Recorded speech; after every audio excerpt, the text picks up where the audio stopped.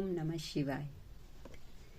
ईश्वर ने इस संसार में 33 कोटि देवी देवताओं के रूप में अपने इतने रूप क्यों धारण किए? 33 कोटि कहिए या 33 करोड़, आखिर इतने रूप क्यों लिए? वो ईश्वर इस सृष्टि का खेल रचयिता है। उसने इस सृष्टि में खेल रचा है जिसमें मनुष्यों को एक लक्ष्य दिया गया है कि अपने स्वरूप की प्राप्ति करनी है, अपने आप को जानना है, उस ईश्वर तत्व को जानना है। और इसमें कुछ दैवीय शक्तियां दी हैं, कुछ आसुरी शक्तियां दी हैं। हर दैवी शक्ति एक चाबी है और हर आसुरी शक्ति एक मुसीबत भरा ताला। मनुष्य जब भी कोई कर्म करता है, चाहे पाप करे चाहे पुण्य करे, उसी के अनुसार उसे उसके जीवन में कर्म की कुंजी मिलती है।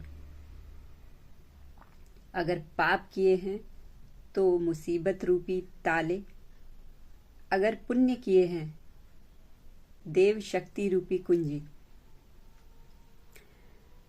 जितना बड़ा कर्म आपका होगा, अगर पाप का घड़ा छोटा है तो छोटा ताला मिलेगा। पुण्य अगर आपने अधिक किए हैं तो आपको देव रूपी, देव शक्ति रूपी कुंजी प्राप्त होगी। ईश्वर ने इस संसार में अपने कई रूप धारण किए हैं और हर रूप में एक शक्ति विराजमान है, एक कुंजी विराजमान है।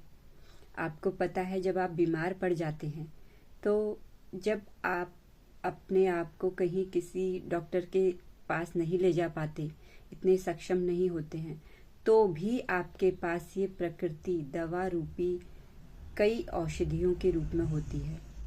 ये औषधियाँ क्या हैं? ये वनस्पतियाँ क्या हैं जिनसे आप सही हो जाते हैं? ये उसी का तो रूप है, ये उसी की तो देव शक्ति है। ये वही कुंजी है जो आपके शरीर रूपी में आई हुई जो मुसीबत रूपी ताले हैं, इसे खोल देती है। इसी तरीके से उसके 33 करोड़ रूप हैं, अलग अलग रूपों में, जो इस संसार में ही हम लोगों के आंखों के सामने भी हैं और अदृश्य रूप में भी हैं। जैसे जैसे हमारे कर्म आगे बढ़ते जाते हैं, वैसे वैसे हमारे जीवन में ये मुसीबत रूपी ताले आते रहते हैं। लेकिन जब हमारे कर्मों की कुंजी अच्छे रास्ते पर जाने लग जाती है, तो यही जो देव रूपी शक्तियां हैं, ये इस मुसीबत रूपी ताले की चाबियां होती हैं। आपके कर्म अच्छे होते हैं तो आप हर मुसीबत का ताला खोल सकते हैं। जितना बड़ा ताला उतनी बड़ी चाबी, जितना छोटा ताला उतनी छोटी चाबी। मतलब कि आप हर स्थिति परिस्थिति के अनुसार अपने कर्मों के माध्यम से अपने भाग्य रूपी ताले का निर्माण कर सकते हैं, अच्छे ताले का भी और बुरे ताले का भी। लेकिन इस ताले को खोलने की कुंजी आपको केवल शुद्ध धर्म पर चलने पर ही प्राप्त होगी। उस ईश्वर तत्व की प्राप्ति भी आपको तभी होगी जब आपके जीवन के ये सारे ताले 1 बाय 1 खुलते जाएंगे। अब ये ताले आपके इस जन्म के भी हो सकते हैं, पूर्व जन्म के हो सकते हैं, और आपके ही, क्योंकि परिवार एक साथ जुड़ा हुआ है, तो हमारी जो पीढ़ियां होती हैं, 7 पीढ़ी बोला जाता है अक्सर, तो जो हमारी ये पीढ़ियां होती हैं, इनके भी जो कर्म रूपी ताले हैं, चाहे अच्छे हैं चाहे बुरे हैं, वो भी कहीं ना कहीं आपके साथ में चलते हैं।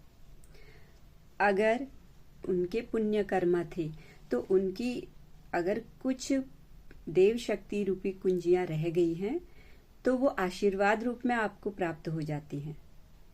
और यदि उनके ही कोई बुरे कर्म ताले के रूप में, मुसीबतों के ताले के रूप में जन्मों जन्मों से चलते आ रहे हैं, तो वो तब तक नहीं खुलेंगे जब तक कि आपकी पीढ़ी में कोई ऐसा व्यक्ति जन्म ना ले ले जो इन तालों को खोलने की शक्ति रखता हो, भक्ति रखता हो। तो ये सृष्टि का एक खेल है, उस ईश्वर का इस सृष्टि में एक खेल रचाया गया है जिसमें मनुष्य को ये जानना है, हर पड़ाव को पार करते हुए अपने अपने इस जन्म से लेकर कई जन्मों जन्मों के ये मुसीबत रूपी तालों को इन देव रूपी, कृपा रूपी, आशीर्वाद रूपी कुंजी से, चाबियों से इन्हें खोलना और आगे निरंतर बढ़ते जाना।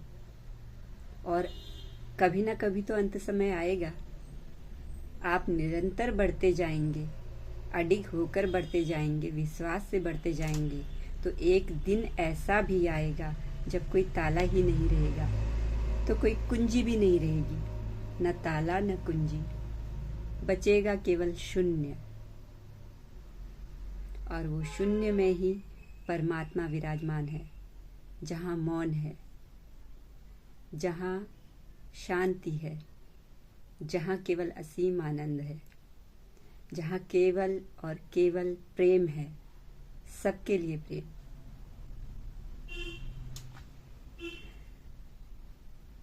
आपको बहुत कंफ्यूजन हो रहा होगा ना ये सारी चीजें समझने में कि आज मैं ये सब क्या बोल रही हूँ, और आप लोगों को कुछ समझ में आ रहा है नहीं आ रहा है मुझे नहीं पता। मेरे अंदर जो आ रहा था वो मैंने बोल दिया आप लोगों के सामने। इसको मैं इस तरीके से एग्जाम्पल के तौर पर थोड़ी सी प्रयास करती हूँ बताने का कि मान लीजिए मैं एक खेल की रचयिता हूँ। मैंने एक खेल रचा जिसमें 2 टीम बनाई, दोनों साइड अलग अलग बराबर बराबर मात्रा में मैंने जिसको जो शक्तियां देनी थी, पावर देनी थी, दी। एक को मैंने पॉजिटिव पावर दी, एक को मैंने नेगेटिव पावर दी। बीच में जो खेलने वाले लोग हैं वो अपनी इन पावर का, जो उनको पावर मिली हुई है, वो दोनों को ही ये छूट है कि आप चाहें तो अपने किसी भी कर्मा से, किसी भी दावपेच से पॉजिटिव वाइब को, पॉजिटिव पावर को भी यूज कर सकते हैं और नेगेटिव पावर को भी यूज कर सकते हैं। लेकिन जैसी पावर का आप यूज करेंगे आपको रिजल्ट वैसा ही मिलेगा। और यही खेल खेलते खेलते आपको अपने आप तक पहुंचना है। अपनी ही बोलते हैं ना, हम आईने में देखते हैं, अपने आप को देखते हैं तो क्या बोलते हैं उसको, प्रतिछाया। तो आपको इन सभी जो लक्ष्य दिए गए हैं इसको पार करते करते, अपनी पावर्स का इस्तेमाल करते करते अपनी ही प्रतिछाया तक पहुंचना है।